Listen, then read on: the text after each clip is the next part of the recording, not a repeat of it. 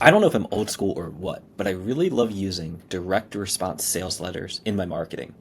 And as I'm thinking about lead gen funnels and surveys and quizzes and all the stuff we build at LeadCapture, I came up with a pretty cool idea and dropped it into LeadCapture. I think it could help you all, but before we dive into all that, I just want to talk a little bit about sales letters and give some context around why I think this really matters and how it can help you. But first, let's just start with the story. So it's like 20, I don't know, 14. And don't worry, I'll dive into this swipe file in a minute. So it's like 2014, 2015, 2013. I don't even know. I lost track of time during that period of my life. I had quit my job and went all in on this startup that I had. That's a story for another time. So I remember I was sitting there and rent was coming due, and I had basically no money to my name. My wife was a teacher making absolutely nothing, and she had to pay the rent that month. And I just felt completely defeated. The fact that I couldn't even contribute. And then the next month, I was like, I need to change this. And I went out and just started figuring out how can I use this new skill set that I developed. Because even though my startup failed, I learned a ton about marketing.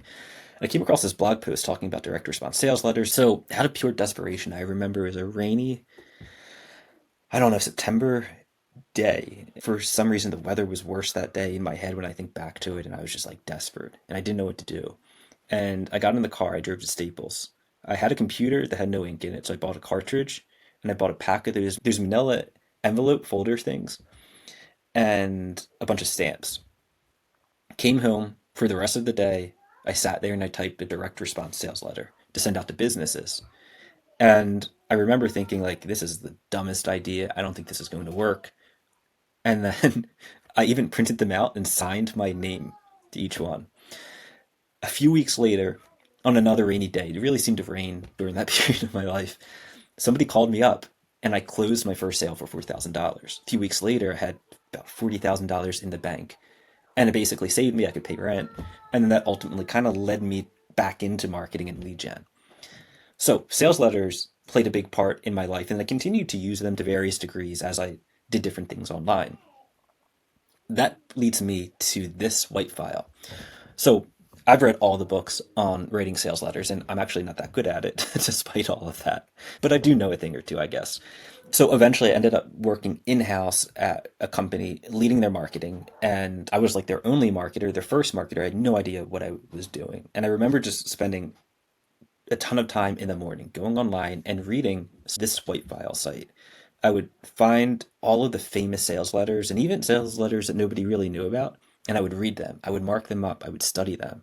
Hopefully, some of that stuck with me. And I'm not going to go through each ad. There's the famous Rolls Royce ad in here. And then, even if we just come in and search for sales letters, you're going to see a bunch of sales letters here. So let's look at some of the older ones. So this was 1971, direct response sales letter. Like, people used to send this stuff out and generate revenue from it. And if you look at the ad, I don't know if there's a way to zoom in, but if you look at the ad, they're asking you to literally get up and mail something, cash or a check, to this address, and to get this book for $6.95.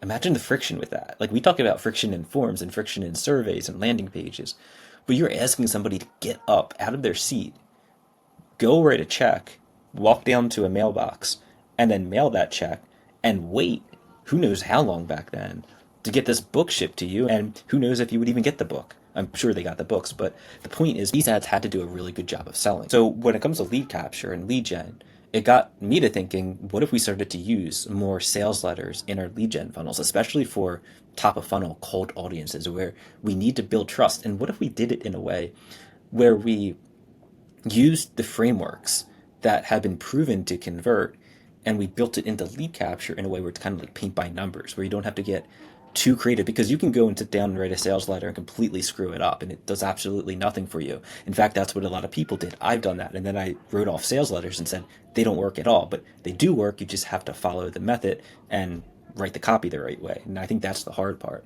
So tying this to lead gen and lead capture, let's just go through what this could look like. So let's do one for mortgage and refi, because I think there's an interesting angle here. Now, I'm not going to generate a full funnel with our AI builder because I just want to dive into this here and make it pretty quick. So I'll just call this long form refi funnel. So this funnel here, typically what you see convert extremely high. But what if you A/B tested this against a long form sales letter oriented refi funnel? Let's see what that could look like, and let's see how good the AI is at generating some copy for us. So if you come into LeadCapture, the page section, go on down to this new feature here called sales letter, drag it in. We're just going to put it here, and then I'll get rid of the rest of the content. Well, let's just do this now. I'll get rid of this headline. I'll get rid of this. So here's our form. Ignore all the stuff below. We can just keep that there for now. So as you'll see, there's now the sales letter component, and it automatically gets dropped in, formatted. All we have to do is update the copy, and I'll show you how AI can help with that. But let me just open this up, and you can see how it looks. So imagine you're running a Facebook ad. It's cold traffic. Nobody knows who you are. What if you were to drop this in and kind of pre-sell them a little bit, warm them up before they get into the funnel part? And then you'll see here that there's different templates that we have. We're going to build this out over time, but there's the AIDA, attention, interest, desire, action. That's a really popular framework. PAS, problem, agitate, solve, or solution. And then just a general VSL long form sales letter. I don't know why we called this VSL because it's not a video. I believe that's what VSL stands for. And then there's the different components. So you have the kicker. This is the small line above the headline, the sub-headline, and you'll see how the sub-headline is even designed a little bit different than the copy below it. And there's all reasons for this. I won't go into all that now. Then the body copy, the bullets strategically placed. You can even change the bullet style and bullet color. And then there's also the closing, the PS section, another key component of these sales letters. Like I said, there's a science to this. So we made sure to factor that science in. So now comes the hard part. We have the formatting here. We need to make sure that the copy can connect. Now, I personally would probably write this myself, or if I had a copywriter, I would probably let a human do it. But if you don't have the resources or money to have a human do it, or if you don't like writing or you're not the best at it, then I would come into our Copilot feature. And I would say, this is where the prompt's going to really matter. But I would say, I'm just going to make this short. Update the sales letter copy. We're going to say headline, kicker, PS, section, and bullets. Right, like, we'll just say Dan Kennedy. The audience is a homeowner. Don't even worry about getting the spelling right. Who's looking to save, who's looking to cut to get a better rate or lower their monthly payments. And the offer is we'll do a free equity report or something like that. And hit enter, and let's see what it comes up with. You'll see that the AI Copilot is updating. It's going to go through. It's saying, I'll write a full Dan Kennedy style sales letter. Now, one thing to note is when I'm done this, I'm going to begin to start training the AI on some of the greatest copywriters on the planet. So when you're using LeadCapture's AI, keep in mind that eventually it's going to be trained on the best copywriters. We do have it trained on some copywriting principles and best practices, but there's more we can do there. It added a little dash. Not too happy about that, but we'll just let that go for now. So I'll save this, and let's look at what it produced for me. It leads with attention homeowners. It's something you typically see in sales letters. Your mortgage is quietly costing you thousands every year, and your lender is counting on you to do nothing about it. That's an interesting headline. It caught my attention. A free equity report reveals exactly how much you could be saving, and most homeowners are shocked by the number. They're using curiosity to hook you in and then get you reading.